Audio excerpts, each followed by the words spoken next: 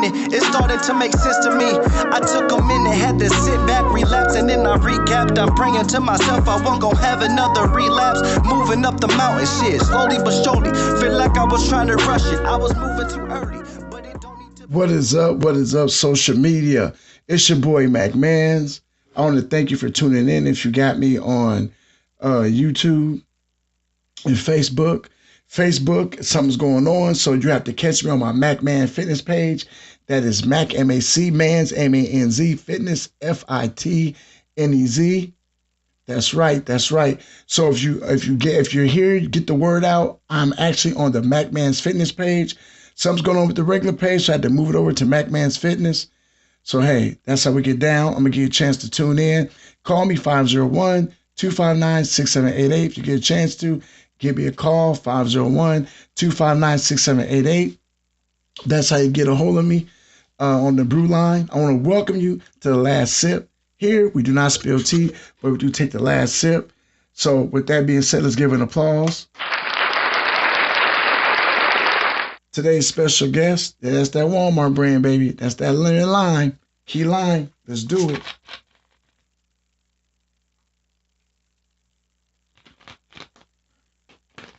Oh, that's good, man. That's good. Every now and then they want something sweet, so I have to hit that up, you know what I'm saying?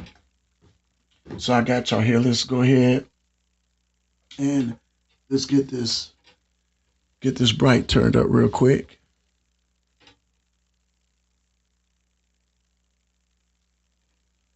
There we go, y'all. I want to thank y'all for tuning in to the last sip. Hey, y'all, check it out. We got a great show today. I said get the word out. I'm actually sitting on Mac Man's Fitness today. So if you get a chance, get the word out. Let people know that's where I'm at. Something happened with the YouTube page today and the Facebook. So I had to reroute everything. Just thank you for tuning in, man. I appreciate you. I'm glad you guys did tune in today. Much love. I want to give me a hot second so I can get this all situated.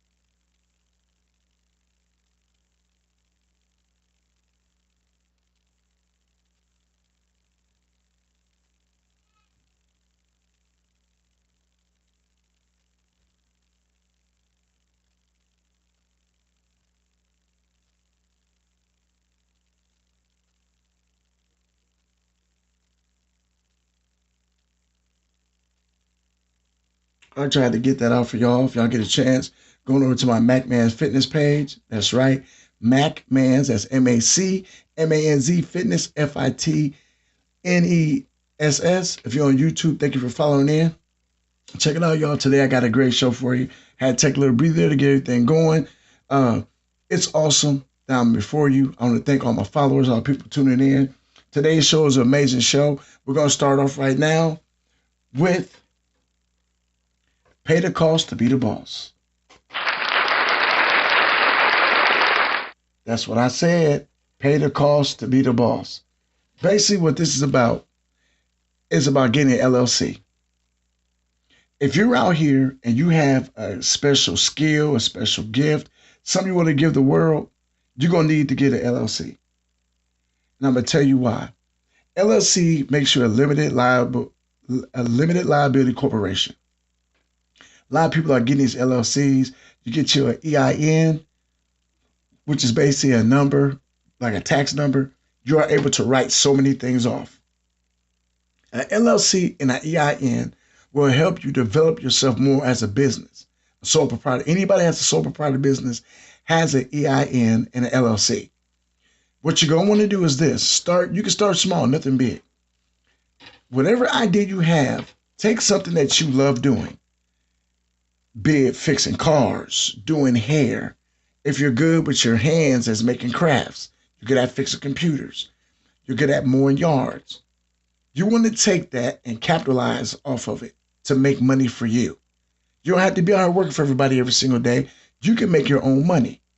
What you're going to want to do is you're going to want to take your skill, whatever it is, go develop an emblem or some type of marketing concept that's a picture based on what you do. Get you a symbol, get you an emblem, get you something that's going to be special for you. You're going to need it. That's going to be the first step. Get something that says you are you. Like if you ever notice, I got my MacMan song right here. I paid to get that made. MacMans. You go get you a symbol made, something that's yours. Now you can get a copyright. There's different type of copyrights, which I'll speak upon later. But go get you something made that symbolizes you.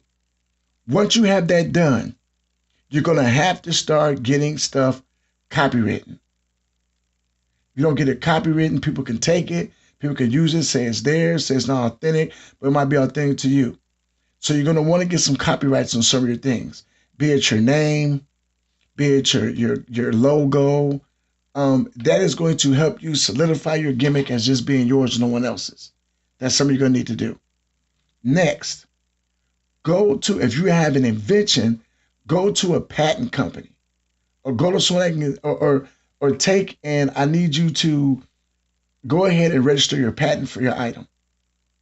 You're going to need that. It's going to be important because that is going to help you develop more of what you're trying to do, which is become self-sufficient. You don't want self-efficient. You don't want anybody else taking your idea, making money off what you do. That is what you do. It is yours. You're going to need that. So from that point, what you're going to do then is you're going to sit down and find your little company. Now, there's companies everywhere that will help you get an LLC. Basically, what an LLC is saying that you are a corporation, you're your own company. Now, you'll have to provide your own insurance, which is going to be liability insurance in most cases, depending on what type of work you do. You mow lawns, you need some insurance in case somebody gets hurt. Cars, same thing. You need some type of insurance. Once you get the LLC, you got your LLC, you got your patent going, you got your copyrights, you got your EIN. Now it's time to start making money. Now, here's how you're going to get paid. Whatever you're doing, whatever you're using to accomplish that goal, you're going to take that and you're going to start to write it off. If you are talking business at a dinner, that is a tax write-off. It's a business meeting. If you're using cell phones for phone calls, what I do is I average out how much time I spend on the phone recording or talking business. That is a write-off towards your bill. Electricity you use to get the green screens going, to get the cameras going, that's a write-off. Anytime I get in the car and use gas to go do interviews for personal people or do business meetings, that's a write-off. You are going to be able to use different things for tax write-offs. But here's the thing, the catch. You've got to make sure that your area that you're using is set up just for your business. It can't be business area and then a bedroom for somebody else. It can't be that. It has got to be what it's supposed to be. If it's a business area, keep it a business area. It's got to be that. You got to make sure that people understand that when you're doing an LLC, that you have an office and you have a personal space away from everything else you're doing. That is how you make money off an LLC. Then while you're doing that, remember you're paying taxes on what you're doing, but don't forget you're buying inventory. You're getting paid to do the jobs for people. So you're making an income that comes in. You're able to put that in the bank. Get a small business loan. A lot of people don't do this. This is one thing you can do that's a little bit easier than what you think. You might have to go through a credit union. It might be a little bit easier than going through a bank. Get you a small business loan. Right now, I'm in the midst of writing my book. Well, actually, 2 more chapters, the book's done. Now I have to go and find marketing. Now, if you've been on social media, you've seen I've been reaching out, asking people for marketing. What marketing does is marketing helps me to get the book to where I can't get it myself. They know they know all basically the nook and crannies of the business. They know where to get the book to, who to get the book to, how to get the book out, and things of that nature. Here's a secret that I've learned from listening to business moguls, when dealing with marketing, try to pay marketing fees up front. Do you want to know why? That's right. You won't get smacked in the long run. If you pay the marketing fees up front yourself, once those are paid, anything that comes off of your profits, anything that's been marketed since you paid for already, that money comes back to you. That's right. That's how you make the money. That money comes back to you. I'll tell you a story. Master P said the best thing he ever did was have a meeting with Michael Jackson's lawyer. Here's the crazy thing. Now, I'm not particularly sure what the figures were exactly, but I can give you a little bit of it. Master P said he went to Michael Jackson, and Michael was talking to him about a deal he had. Master P had a deal to sign with a record label for so many thousand, upper echelon thousands. He was going to take the money. It was between 1,000 and millions. He's going to take the money and make the albums. But what ended up happening was he sat back and talked to Michael. Michael said, save your money. He goes, I got it. You can have a meeting with this lawyer. And before he said, he says it's going to be 200,000. 200,000 for what? He said, just to meet the guy. I said, just to meet him. Just for a meeting. He said, trust me, it'll be the best money you spent in your life. Master P sit down with this lawyer. Gave the lawyer the 200,000. It cost 200,000 to meet this guy. The lawyer told Master P the whole scenario behind paying for your marketing up front, and watch what happens. From that point on, Master P said he would pay the marketing, and he said he ended up owning every single right to every album he ever made. And the rest is history. No Limit Records. Michael Jordan, same thing with Charles Barkley. Charles Barkley was about to make a big mistake by signing a shoe deal with a certain shoe company. I won't go there because remember, I don't spill the tea, I just take the last sip. He didn't take the deal. Michael told him, listen, you can get paid one big time right now, or you can sit back, sign a lesser deal, take the profit share coming in and make more money. Do you know Charles Barkley says the best thing every day? He's still getting checks from that deal. And it's because they were smart, business minded. So with you, it's going to be an LLC for you. And like I said, me with my book, I'm going to pay the marketing up front. That way, anything comes back from it, it goes to me. The unique thing about one business, it can parlay into something else. Excuse me. Now the fact I'm getting the LLC together, getting my marketing plan together. Now, for the fact I have a book that is based upon motivational speaking, that's what I do. That's what I did before I started the podcast, was motivational speaking.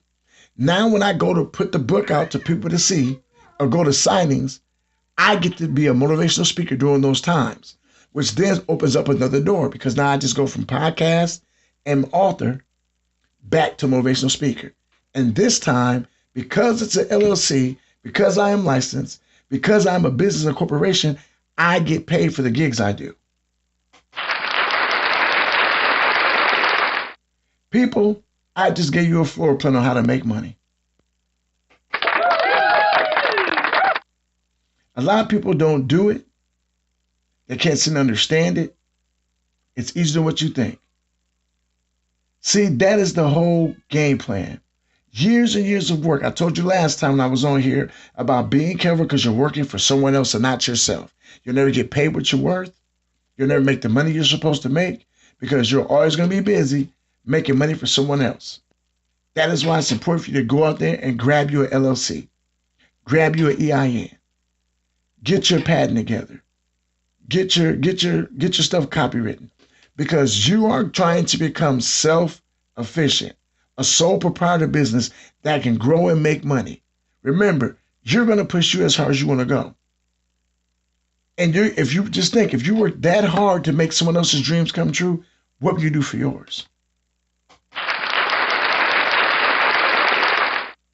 Well, the second subject I have tonight is kind of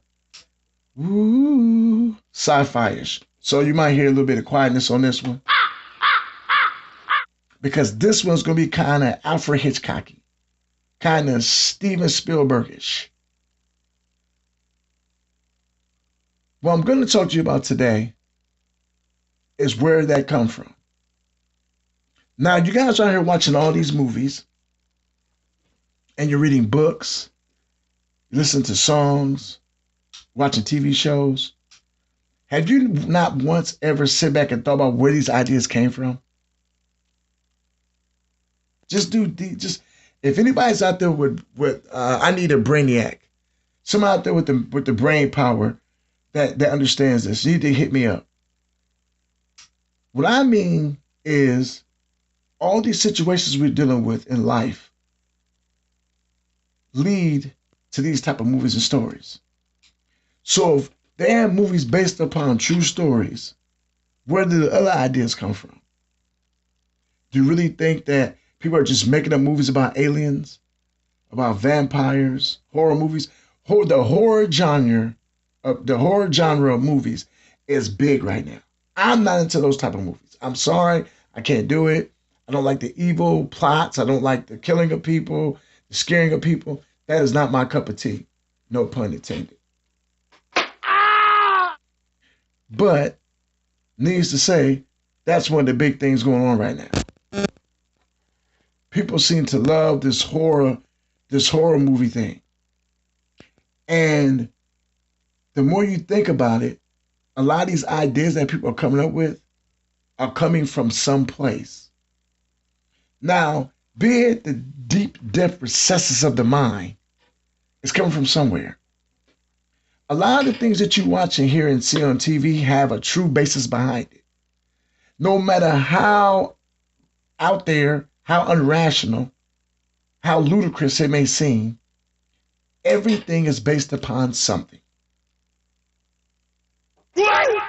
I say it again. Everything is based upon something.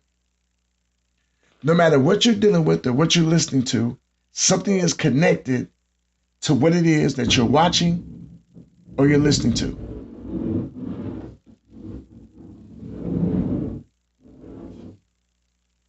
Like that noise, that's my granddaughter. So that noise is connected to her in the other room, tearing stuff up. Just proves my point.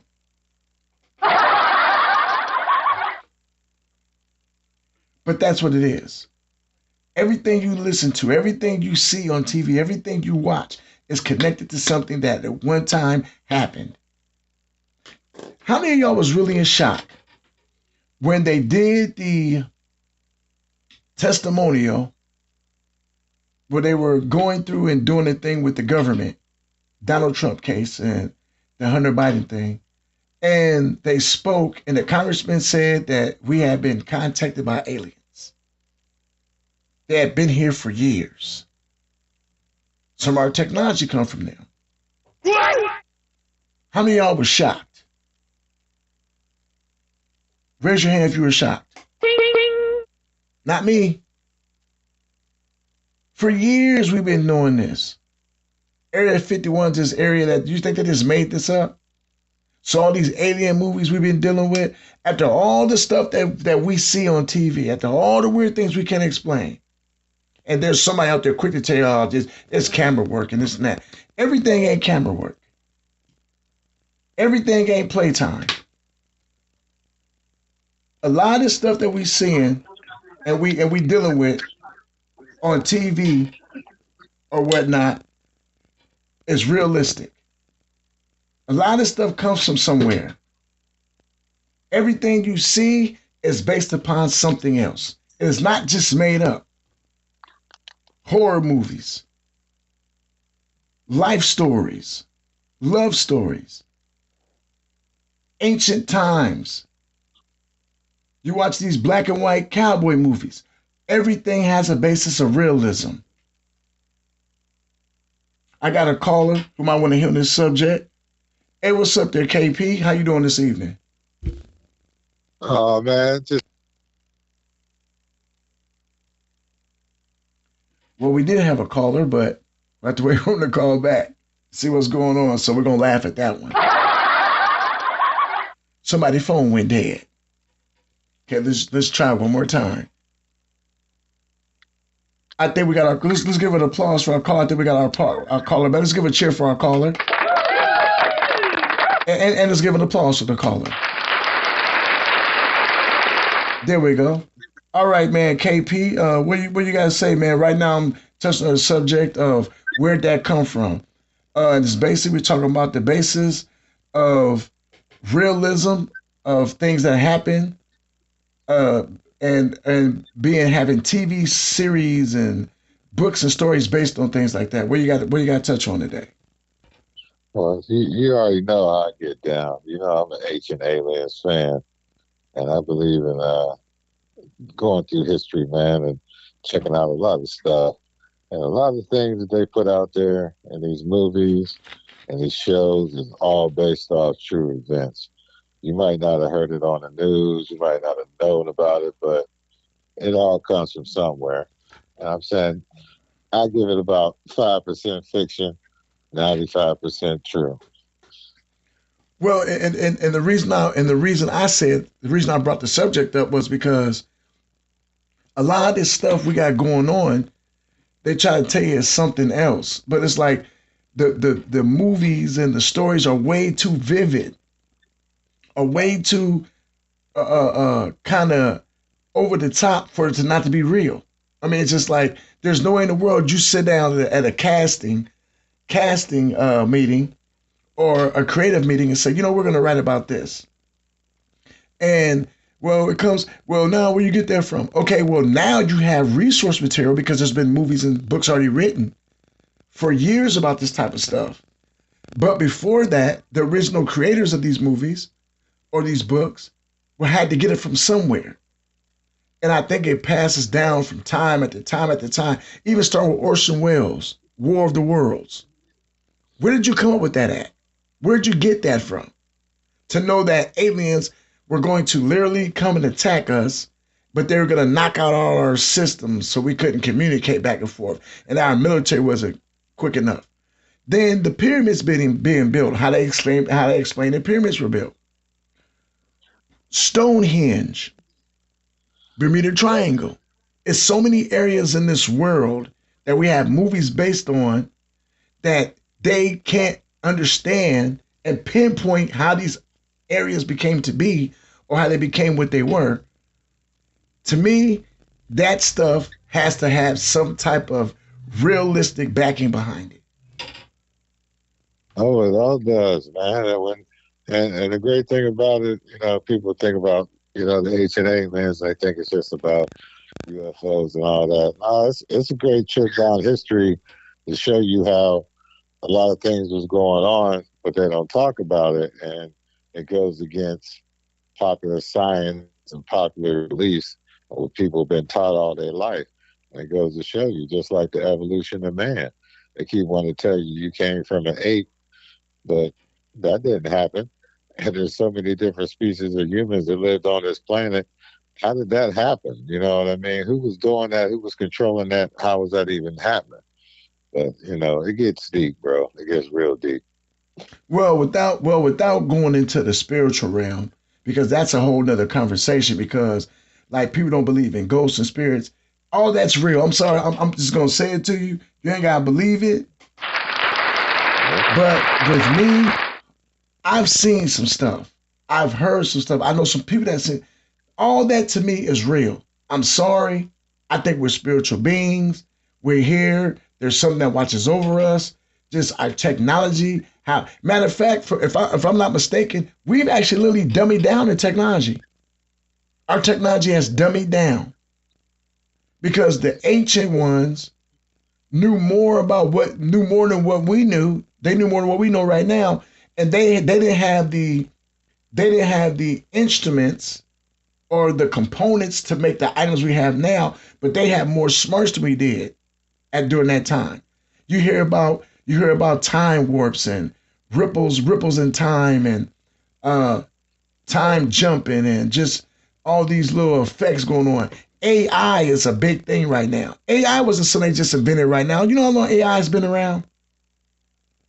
Bro, the thing that people need to know about is that all this knowledge was at one time on this earth, and the powers that be and the people that be came through and destroyed it. You know, there used to be a world library that had ancient knowledge in it from thousands of years ago. And they don't know about the first universities in Timbuktu, the black universities where the Romans and the Greeks came over to study.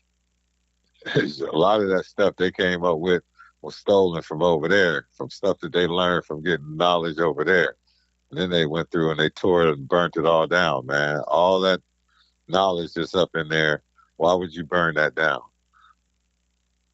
It's not Well, being it's easy because just like the book of Enoch was taken out of the word, uh, it's like this. Anything that can uproar and scare a population, they want to get, you have to get rid of. It's because the fact is you can't control. Here's the thing that's so crazy. People think that being scared people are controlled people. No, they're not. Scared people will defend themselves quicker than a person that has knowledge. Now I'm gonna tell you why. When you're scared, you not when you have knowledge and wisdom, you know when to act and when not to act. You kind of have a you kind of have this thing about you, this uniqueness that kind of holds you down from jumping the gun. When you're scared and don't know what's going on, you will defend yourself real quick. The slightest thing will get you to jump. And so we're taking the book of Enoch out. Now, if you know anything about the word, the book of Enoch, Enoch was a man that asked God to show him things that no one had ever seen. Enoch was taken to different places.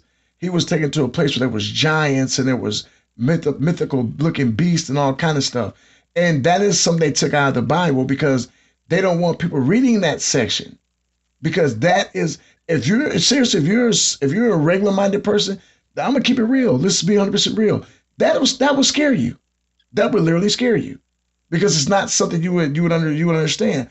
Like they say about the firmament that's above the earth. That if the firmament was gone, we would see everything out there. We just see the stars and the moon. But if you watch movies like Star Wars and stuff like that, do you ever notice how on them planets, they look up in the sky, they see other planets? Can you imagine what the human mind would do if you looked up in the air one day and seen planets and Milky Ways and stuff? We're not, our mindset has not been prepared for that. We have not been prepared for that type of situation. Hey, I'm on that, bro. And you're right. That's the whole point.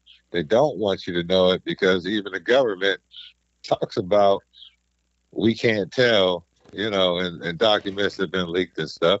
We can't tell the human population about what's going on out there. They won't be able to handle it. It'll be chaos and all this other. Bro, you can give me a chance to think for myself. Everybody ain't gonna flip out.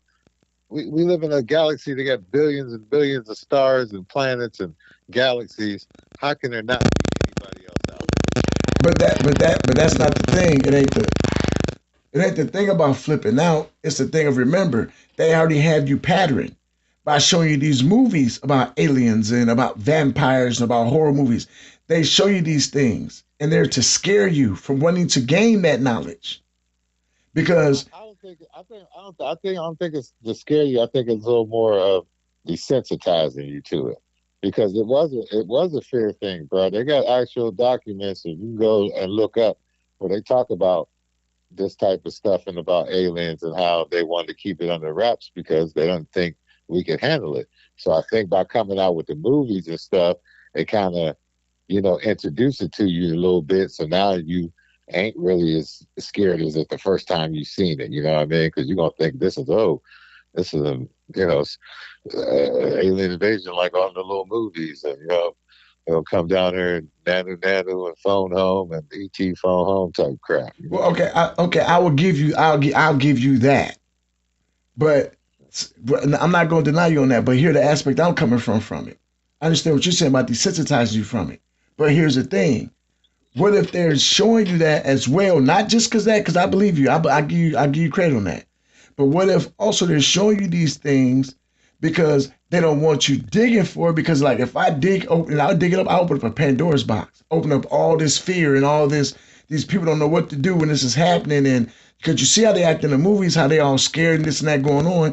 You don't think the human race will act that same way? Not everybody. Some people are going to embrace it differently. But the most common everyday man that doesn't know any better, they're gonna seriously be scared. Right now, I'm gonna tell you right now, I know about 20, 30 people that if a spaceship fell in the neighborhood, they be out there screaming, hollering, and locking doors down and all kind of stuff going on. Yeah. That's because they don't believe that shit. Oh, my bad. They don't believe it. You know what I mean? People who believe it wouldn't be surprised to be scared. They'd be like, I already knew. You know what I mean? I just think that there's a whole bunch of different races out there, and some of them's cool. Some of them, got a hidden agenda. I mean, I wouldn't think they would be different than anybody else with an intelligent mind. You know what I mean? You got some people who want to conquer and take over everything, and you want other people who want to spread love and knowledge. And if you look at the book and you look at some of the ancient history, that's what they're talking about.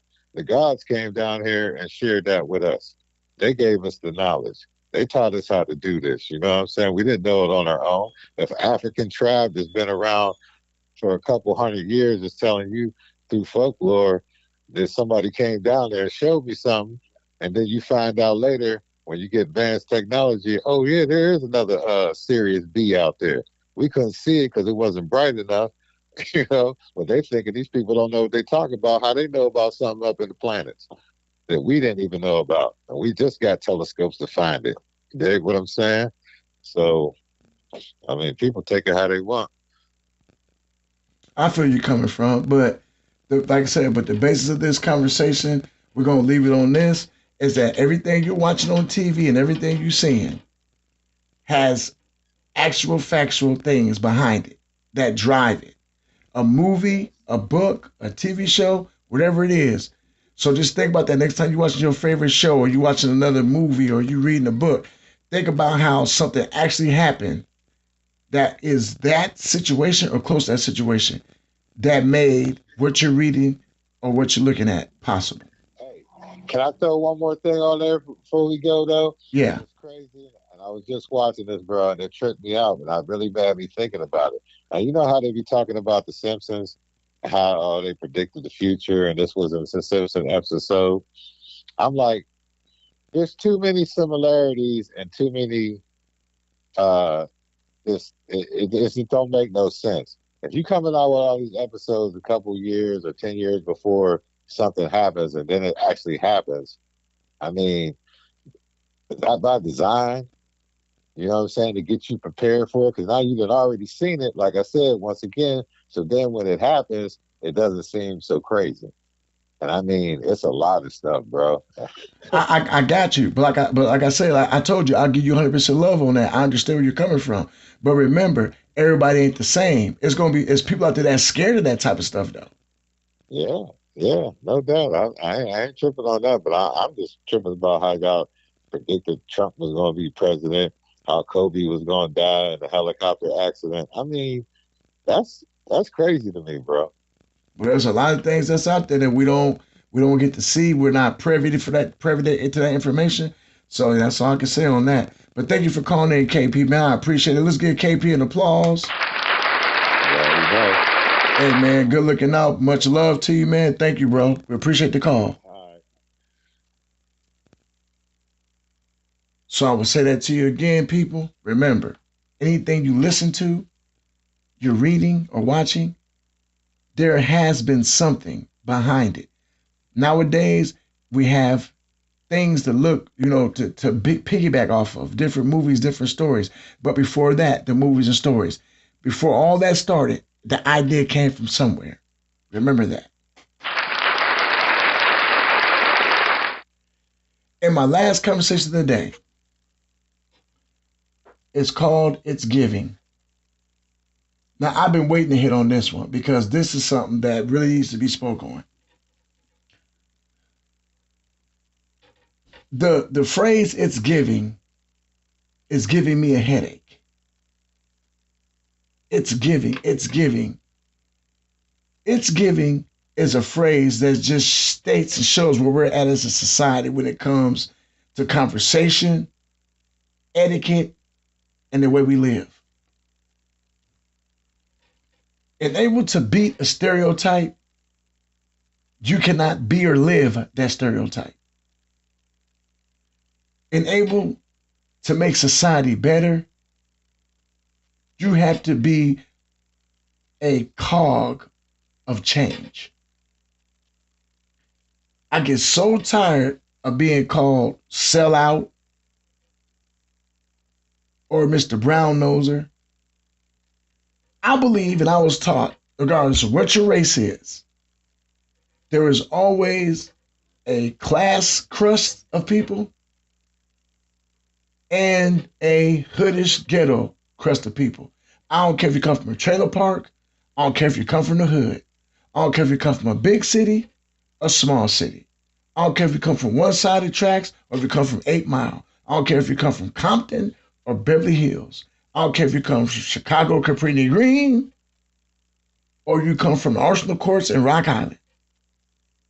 I don't care. When you are dealing with things in life, you have got to become adequate to the situation that you are in.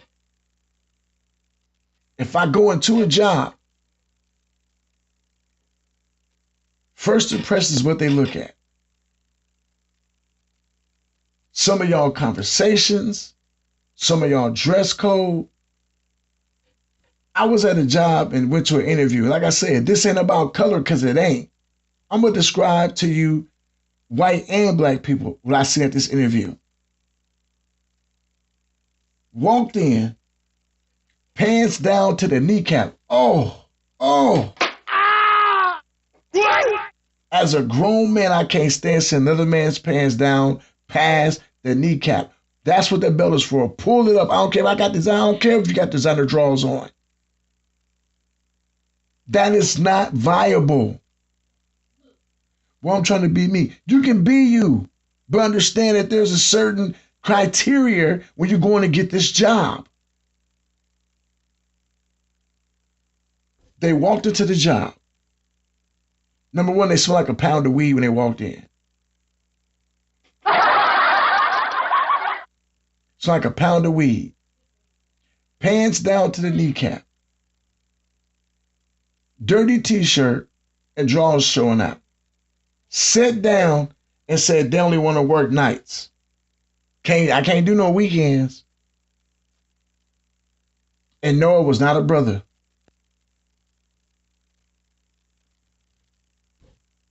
Same interview. Young man walked in, super clean, everything's going good. Oh man, I could work, but I like to sleep in. I don't think I can be working a bunch of hours. You can give me 4 hours a day. Wrong. That is not how this works. What you are giving, what it's giving, is somebody that don't care about no job. I was always taught when you went to do anything in public. Number one, this is going to be a joke. Y'all going to laugh on. Your mom always said have clean underwear on because you never know who's going to have to look at you. Number two, when you were doing anything or going anywhere, you use manners. And the last thing was you use common sense. There's two sides of every coin. You got the hood Ontario, which everybody call T1, and you got the educated Mr. Hill. Mr. Hill went to school. Mr. Hill put the hours in to get education to further himself. Ontario was hanging out. T1 didn't play around. T1 was kicking it. But when T1 go to the job, T1 becomes Mr. Hill. Because I have to do work in customer service. I got to make sure people are okay to come back to the business I'm working in. It ain't about selling out. It's about knowing how to behave and act when you're in a place and time that you have to be accountable for your behavior. I don't understand that. Why having manners is such an issue nowadays? Why being educated is such an issue nowadays? What is the problem? And now I'm talking to my people. We cannot keep complaining about stereotypes if we're going to live them every single day. We can't complain about the neighborhood ain't right if we ain't fixing the neighborhood. We can't complain about the place we live at got a bunch of gang. Stop. Stop right now. Just stop it. Enable to fix the problem. Don't become the problem. Elevate yourself. And the language y'all use half the time. Now I'm speaking about everybody. Everybody. The language y'all using, it's giving. What up, ma? Know what I'm saying? You know, man, I'm so tired of watching interviews on TV, rap videos. You know what I'm saying? I'm saying, no, what is you saying?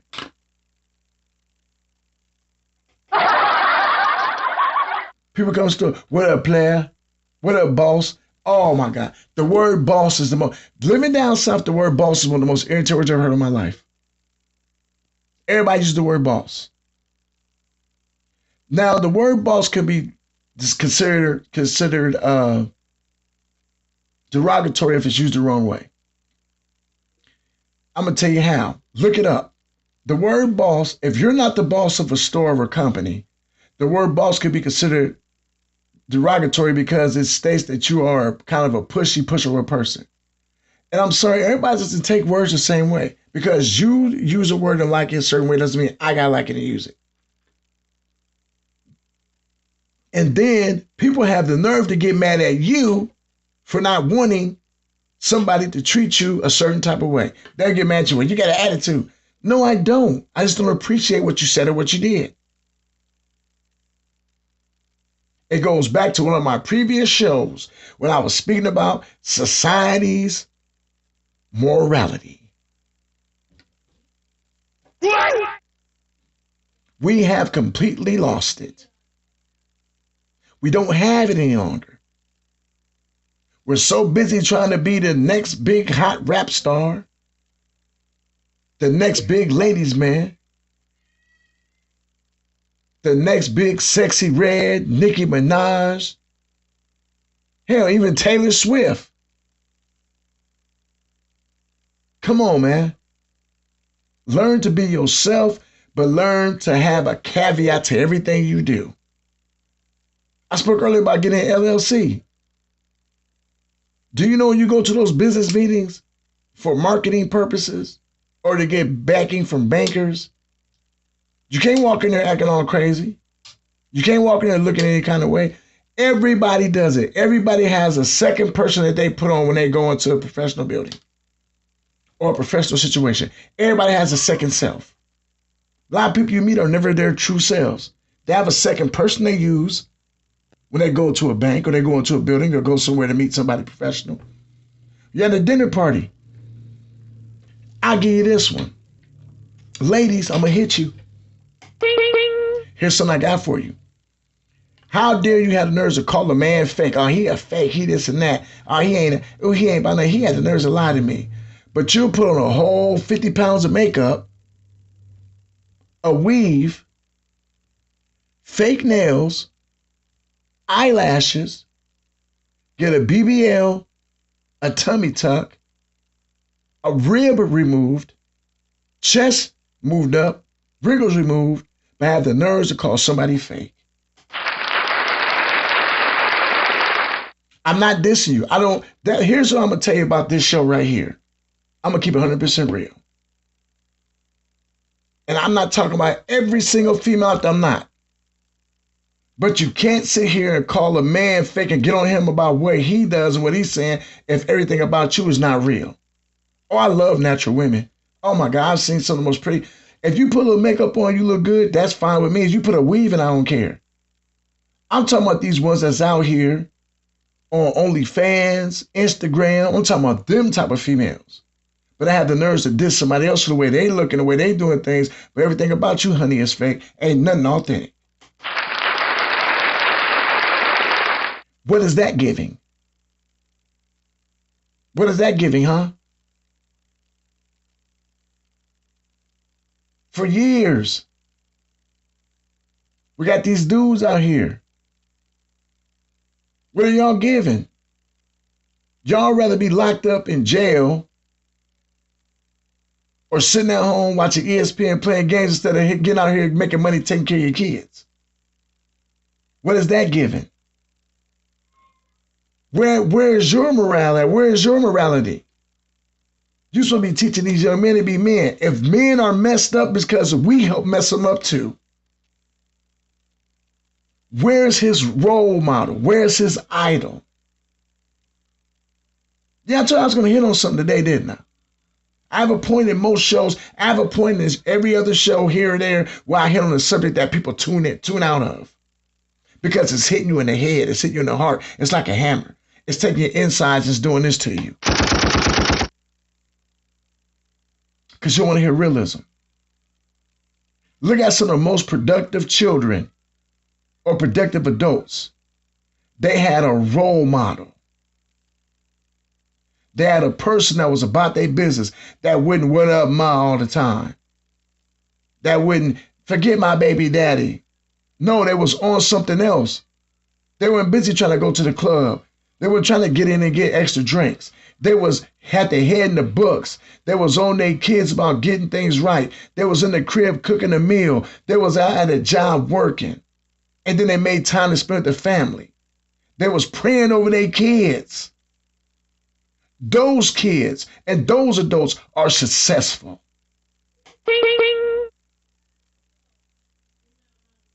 So before I leave, I want to let you know this. It's time for this. It's giving. It's time to throw that stuff in the garbage. It's always something new. I seriously got on Facebook and YouTube and watched they put it everywhere. Have y'all seen these runway model little shows from my life from Miami, New York? They had one called the Black Tape Walk-Off. Y'all, it was women out there with nothing but black tape on, nothing else. What are we doing? You know how taboo that used to be? But I forgot the time we live in, because you can do anything anytime. Nobody cares. Nobody has no morale anymore. Nobody has no understanding of what social situations you can't place out of society. Everybody's lost their freaking mind, just doing anything anywhere.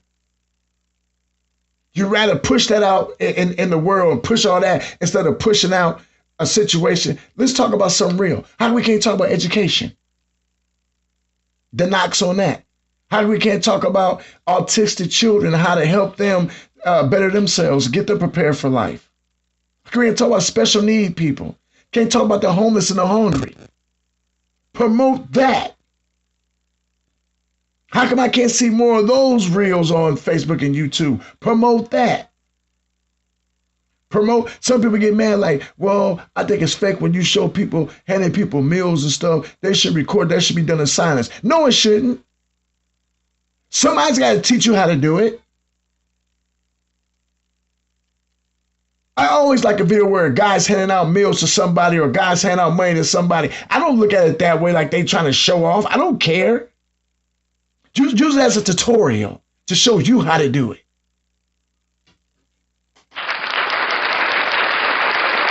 Yeah, I'm fired up because it's giving. This new generation, and it's not generation itself, I'm telling a new generation of things that are going on is making my stomach turn. We have lost all of our minds out here. Are we on the last brain cell, people? Are we really doing this now? Are we really not understanding that in order for us to survive and make it together, we have to do things together, but do it with smarts? You can do what you want to do. You sure can. But while you're doing that, can you help somebody out?